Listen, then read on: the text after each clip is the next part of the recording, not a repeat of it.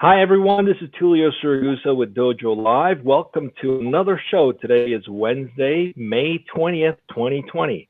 And I have today with us my co-host, Marielle, who's joining us from Chihuahua, Mexico. Hi, Marielle. Welcome to the show. It's been a while since you've been on.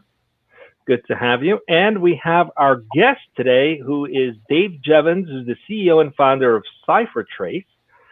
Which is a cryptocurrency company and blockchain company. We're looking to learn everything we can about what you're doing and what you're solving. But before we do that, please, Dave, introduce yourself. Tell us a little bit about yourself and let the audience get to know you a little bit. Well, Tulio and Marielle, it's great to be with you today. I'm with you from California in the United States, so we're not terribly far apart. Ciphertrace is a company that operates in the cryptocurrency industry. We work with most of the major companies in the industry, as well as the banks and the governments. And our goal is to make cryptocurrency a product that everybody can use. Make it safe, make it easy, make it compliant, and bring that to the world.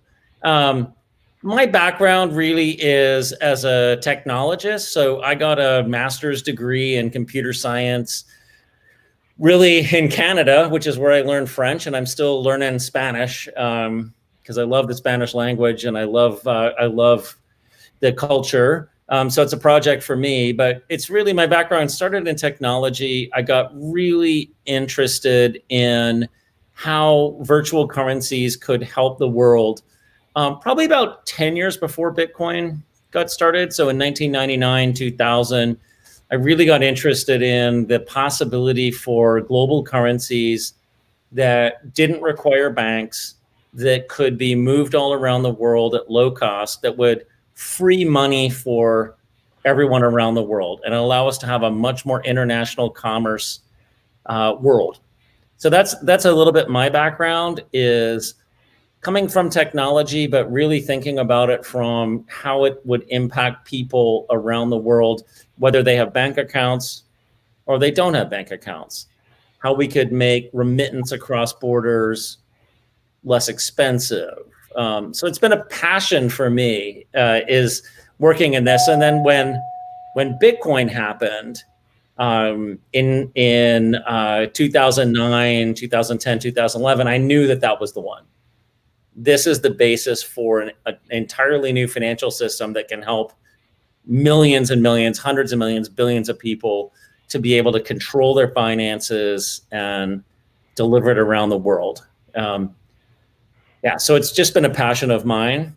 It's turned into a business, which is great, but we still live by that passionate view, which is everybody around the world should have the ability to transact with each other, same the way that the internet works, but really for transactions as well, in a safe, private way, but also, keeping bad guys out as well.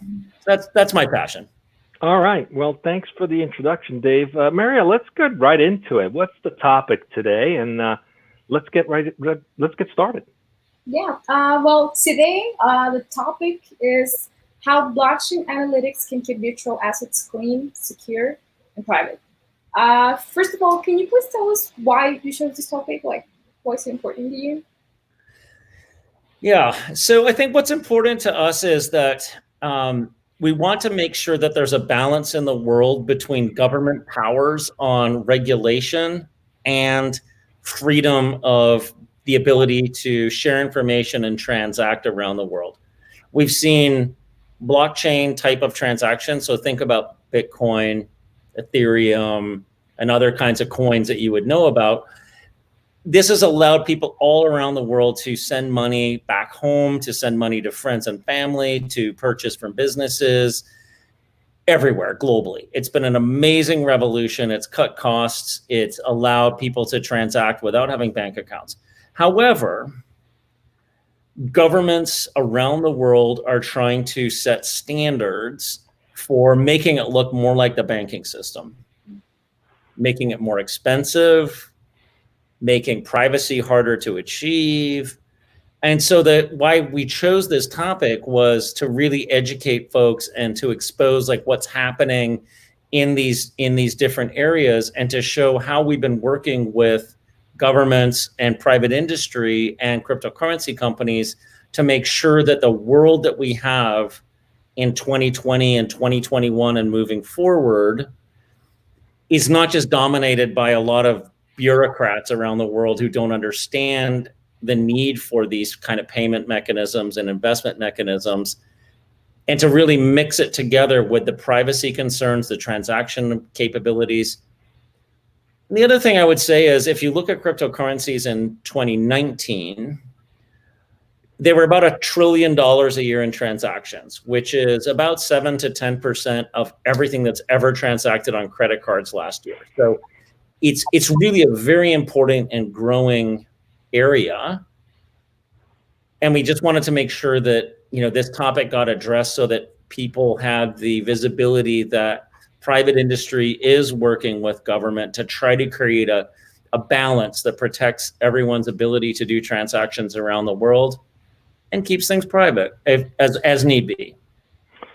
So Dave, so many people are threatened by cryptocurrency, blockchain. Why is that?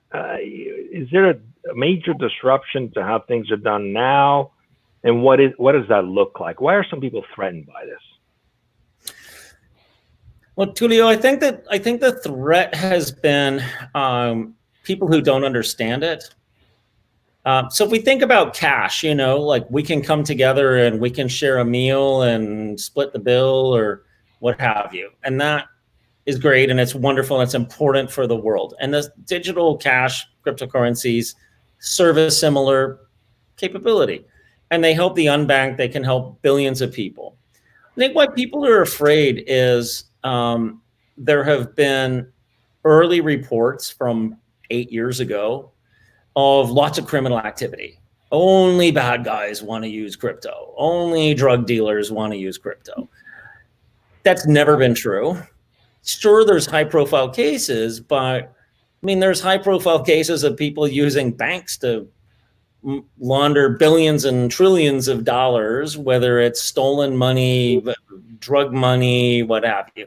So it's gotten a media attention, which is disproportionate to the usage. So that's one. People are afraid because, the bad guys are using it. Our investigations with crypto analytics shows that less than 1% of cryptocurrencies are used for bad stuff. And that's better than cash. That's probably better than credit cards, and it's better than a lot of banking systems too. And the fact that you can track it, it's like everyone should move on crypto because we have a better analytic platform than you have with banking or credit cards or cash. I think the other reason that people have been wary or dismissive is, sure, it's going to disrupt some industries. There's some pretty big businesses that, for example, specialize in funds transfer from country to country. So think about some of the countries, some of the companies that serve the US to the Mexico market, for example. They're charging very high fees to move those funds every week for people to move money to their families. And crypto can potentially reduce those fees, make it faster and easier. And yeah, they're scared. So that you'll find a few people who are a little worried. I'd say the third one is central banks. So these are the guys like the US Federal Reserve and all of the major central banks around the world. They're worried that crypto and other digital currencies will take over the dollar, the peso, the yen, the euro. Good news is they're starting to wake up, like this is happening. It's going to happen all over the world. This COVID-19 thing is making people realize that exchanging pieces of paper and metal coins with each other, probably not the greatest idea. Maybe we could do it digitally. So things are turning, but I think those are the reasons why people have been afraid. Interesting. Speaking about people being afraid of it, you said that government is not that involved in this. Banking institutions are not that involved in this. And I think that gives people a sense of security. What can this type of cryptocurrencies, what this process, blockchain, how can they, how can that assure that this is safe, to people? Yeah, Mario, it's really that's a great question. What we are finding is with the ability to analyze these cryptocurrencies across the blockchain, we're able to find the bad guys. So these would be drug dealers, money launderers, nation state actors, people trying to steal people's money. And we're able to do it at a very, very, very fine grained level and understand who the bad guys are. In fact, we can do it better than you can with a cash system, an ATM system, or a bank-to-bank payment system. So now, as we've developed those technologies as an industry, so this is blockchain analytics broadly, but cryptocurrency analytics, what we're finding is the banks are getting involved. So we're now seeing major banks who want to bank cryptocurrency companies. We've also seen Visa, the credit card company, start to issue debit cards directly to cryptocurrency companies, which would allow you and I to go to any store or any coffee shop and pay off of crypto with a standard debit card. So this is a huge change in the last 6 months. Well, that's it. I mean, you said 7 to 10% of global transactions are now done on cryptocurrency. I mean, that's, some people would say, well, it's only 7, 10%, but that's pretty big considering it's a fairly new technology, right? Where do you see, so you're seeing more government sort of involved, supporting this, realizing this is happening, let's stop fighting it. You're seeing more banks getting on board with allowing transactions such as the one you just mentioned. Do you see this as becoming, what else can happen? Is this going to be a form of payment for B2B transactions or a form of payment for services? When do you think that might happen? Well, I think this is all going to take some time. If you look at MasterCard and Visa, that took about 70 years to get to where we are today, 60 or 70 years to get to this ubiquitous access where you can go to almost any restaurant, almost any bar, in fact, many farmers markets, and assume that they're going to take your card. Now, when you tie the card infrastructure to crypto, now nobody has to change anything at their coffee shop or at their restaurant or at their grocery store. You can now pay with crypto through these cards. And that's what we're seeing over the next 12 months. And that's what Visa's doing and other companies. Now, so that gets you broad-based payment without anyone having to change anything. On the B2B side, it's going to take some time. But we do see a huge growth in what we call stablecoin transactions. So these would be not like Bitcoin, but you know how Bitcoin, the price can go up, the price can go down. We invest in it. It changes all the time. It's worth $9,000. It's worth $3,000. It's worth $20,000. It's an investment type of product. The stable coins would be pegged to the dollar, the euro, the peso, the yen, etc. This has had tremendous growth over the last 12 months. So if you look at payment traffic on that, some of the bigger transactional systems are processing $20 billion per day. So that's a B2B type of payment, or a financial institution to financial institution. From my side of things, I can only speak for Ciphertrace, which is we take Bitcoin and Ethereum and Litecoin as payment for our enterprise customers. So this is pure B2B business. And we've seen a huge uptick in it. People like it because it's cheaper than sending money across borders. You know that the person received it. You know, you can tell within 20 minutes that your payment was received. We like it as a company because we're not having to deal with the bank and wait for 3 days and percentage change and what's the exchange rate and all this other stuff. So I just think, like, if we're liking it, how would other people eventually not like it? I think in the future, it might be a big thing. Right now, I think most of the fear comes from people not knowing how it works. It's kind of a personal question. I'm not really that knowledgeable on that field. Can you explain to us a little bit about actual blockchain? How does it work? Yeah, and blockchain is very simple. Think about a spreadsheet or something like that you have, which records who owns what money. So name, address, how much money, like a database, but it's distributed around the world, and it's synchronized between every couple of minutes or every 10 minutes. And so the entire world has a ledger that everyone agrees on, which is who owns what money where.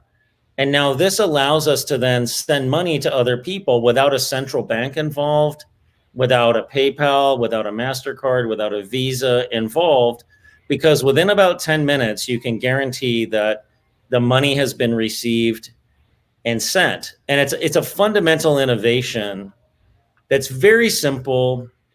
It relies on strong cryptography and mathematics, so it's provable, it's highly secure, and there's a massive community around it. So it's kind of like, take the old banking system, which was all the big banks and the old people who've been around for 120 years building banks, and decentralizing it and applying the internet to it. So you got high security, you've got high distributability, you've also got very low transaction costs. Anyone can send to anyone without permissions. And it's just, what's beautiful about it is the software is all open source, meaning that anybody can go look at it, review it, do a security review, and thousands of people around the world, security experts, financial services experts, have reviewed like the Bitcoin source code or the Ethereum source code. And so that nobody's trying to scam you. Like there's not fake banks, there's not a fake payment system. You don't have to trust some centralized service in Belgium who's gonna send your money from one bank to another, which is how it works today in banking. Like all that stuff goes through a centralized system called Swift, which is headquartered in Belgium. Great company, but you don't have to do that anymore. The software proves how it works, and it's just taking it back to the people rather than controlled by some central entity that is owned by the banks. So this is like a white box for the whole community. Total white box. Yeah. You can go look at it. You can choose whether you want to or not, but having thousands of people review it gives you an extreme sense of comfort, because all the other banking systems, no one ever gets to review how those work. Yeah. And the banks don't. And it's complete transparency. So any end user can dig in and mine and identify and test, and there's no need for clearing houses. It's peer-to-peer. It's pure peer-to-peer, and it's open. Pure peer-to-peer. Yeah, so it's definitely growing on me, because you're starting to see transaction. And I guess the challenge has always been making it useful, right? In a way that people already doing transactions, right? This idea of being able to use your credit card and tie your crypto account to it is brilliant, because now I don't have to change the way I do day-to-day shopping, right? So, and it really comes back to this idea of like, go and meet your customers where they are, instead of having them come to where you are, which is a major disruption. Sometimes that causes markets to take a long time to adopt. In terms of security and analytics, what is your company doing at Ciphertrace? What is the service you're providing to organizations or companies that want to? So what is the value of what you're doing? I guess I'm trying to understand what's the proposition of what you guys are doing. Yeah. So we're providing services into these companies. So they could be banks, they can be credit card companies, they can be cryptocurrency exchanges, they could be trading companies, and they could be government agencies as well, to be able to provide them the ability to make sure that every transaction is safe, that it is not going to terrorists, it's not going to money launderers, it didn't come from drug lords, etc. So it's really an ability to basically score transactions as they come in and as they go out. So it doesn't reveal anything about who the person is. It keeps everything private, but it lets you look at every transaction coming in and say, or going out and say, should I allow that? Should I block it? Should I report on it? Is it dangerous? Is it safe? Where is it going to in the world? So for example, is it going to Eastern Europe? Is it going to South America? Is it going to China? Is it going to Korea? Where's it going? So it gives you that transparency around the entire virtual network without having some big centralized system that everything has to run through. So it protects everyone's privacy, but allows you to do real-time analysis. And this helps you get, as if you're a bank or a payment company, it helps you get like legal compliance. So the governments get off your, they don't chase you like, oh, this is all bad, because you're able to prove like, actually, it's not all bad. Like most of it's really good. It's really safe. It's really cheap. People are really using this product. Yeah, there's some bad stuff, but there's bad stuff everywhere. And by the way, we're able to identify it and stop it and give you a really simple way to track it and stop it. And that's it. And everything else, like make the whole system flow. So it's that integration of, how do you take government regulations, combine it with user privacy, and drive this thing forward. So we've gotten to, in less than 10 years, from nothing, Bitcoin was, 3 people and buying pizzas for, 10,000 Bitcoins, to a world where Bitcoin's at $9,000. People are making $1 trillion a year in transactions. Imagine how this thing will look in 5 to 10 more years. This could potentially be 50% of the transactional activity, especially as you point out, Tulio, I think is really interesting, which is that combination to debit cards and credit cards. You don't have to change the system that's sitting at the grocery store, at the point of sale, at the coffee shop.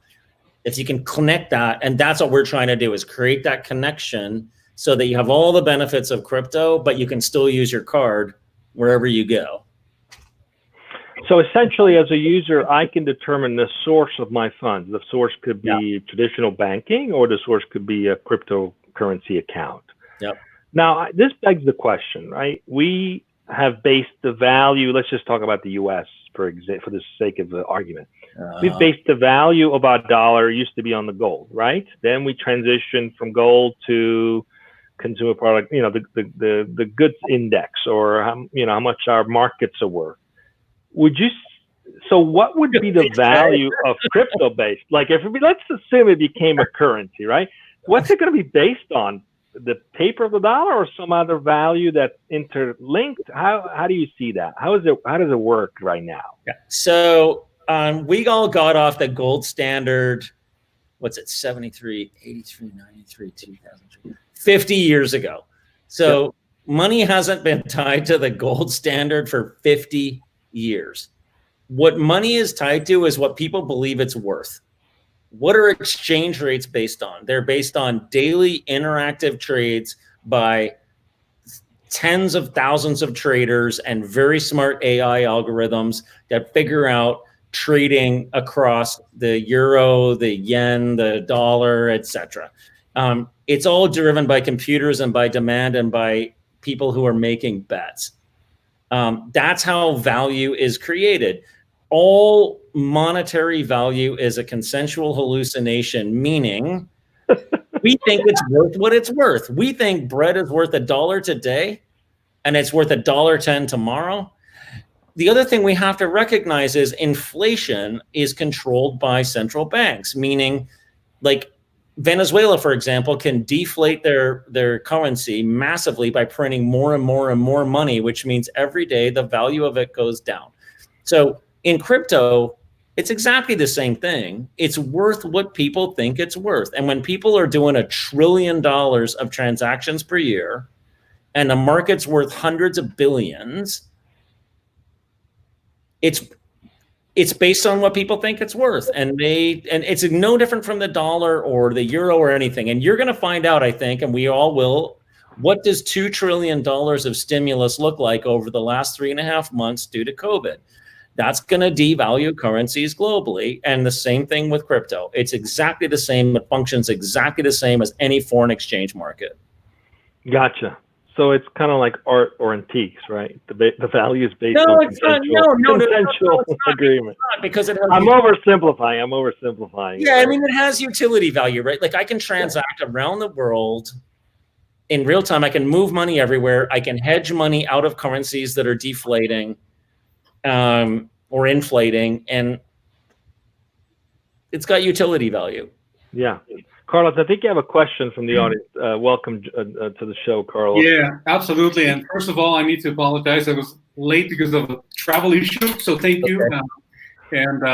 So my teammates were warned about this, so I apologize. So yeah, we got a question from the audience and for our guest, David. And the question is from actually one of our guys here internally at Newstop, which is one of our beloved Fausto Guerrero from our sales marketing team. So Fausto is asking is asking our guest, and I'm just going to quote him, how can we as mere mortals, quote unquote, as mere mortals can basically enter the world of cryptocurrency? What would you tell those, in layman's terms, how can anyone, as mortals, just get into the world of cryptocurrency and benefit from it, and do something really cool with it? That's a great question, and it really is the key question, isn't it? There's two ways to do it. So the first one is how we do it at our company, which is we enable people to pay us with crypto. So for example, if we've got customers in Latin America or in Eastern Europe, it's a lot easier for them to send us some Bitcoin than to do a wire transfer. So we work with various companies like BitGo and others. There's a number of companies that let you add that to your website. So let's say you're an internet business selling a product, a physical product or a media product. You can just add cryptocurrency acceptance to your system, and there's vendors who let you do it. And now you're able to take money from a different source. It's not just credit cards for which you're paying 3%. It's not wire transfers, which are super hard to deal with. It just gives you another payment vehicle. So that's the first one. Any internet merchant can take it. Now, let's say you're not an internet merchant and you're just, normal person and you want to participate in it. Your second opportunity is, I would say, investment, which is work with a very well-reputed exchange in your country to create an account.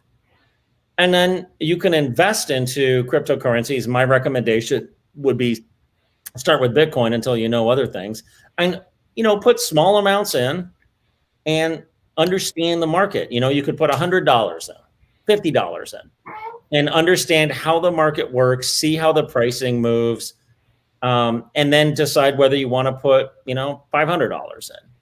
So this is available to everyone around the world. There are over 700 cryptocurrency exchanges. There are multiple in every single country in the world except North Korea.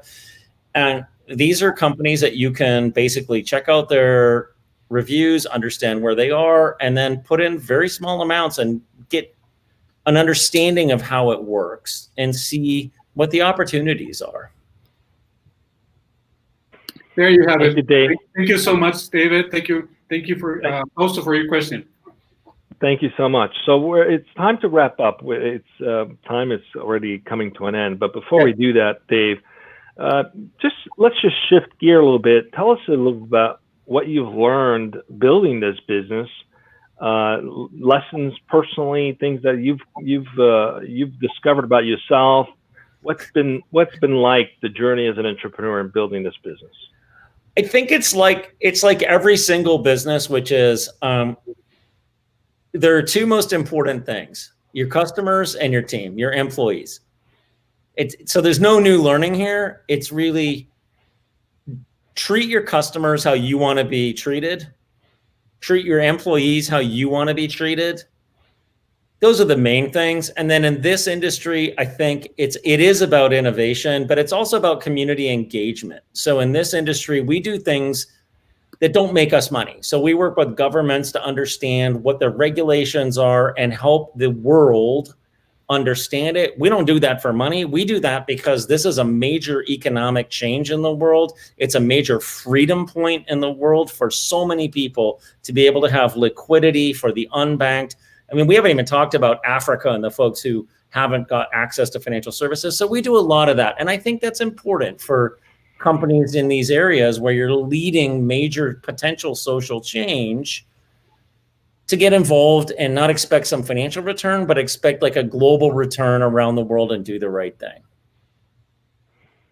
Sounds great. Dave, it's been a pleasure to have you on the show today.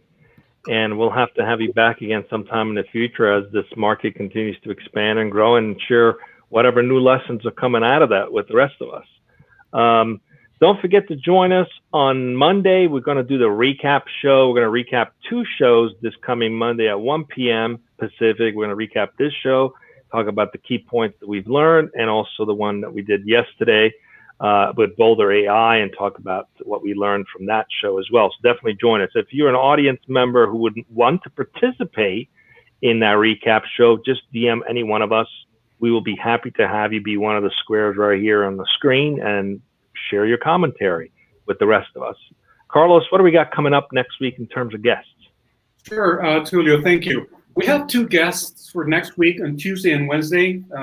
And on Tuesday, we're going to be having a conversation with Shannon Becks and Russell Hertzel, the CCO and COO, respectively, co-founders of Books with Z.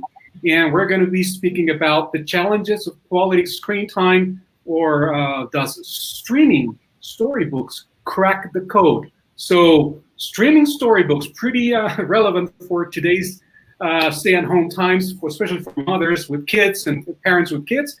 And on Wednesday, we're going to be speaking with Lomit Patel, the Vice President of Growth at IMVU. And we're going to be speaking about Lean AI, or how innovative startups use artificial intelligence to grow. That's Tuesday and Wednesday, respectively, at 1 p.m. Pacific, right here, as ever, on your favorite show, Dojo Live. Thank you. Stay with us, Dave. Thank you for joining us, and we'll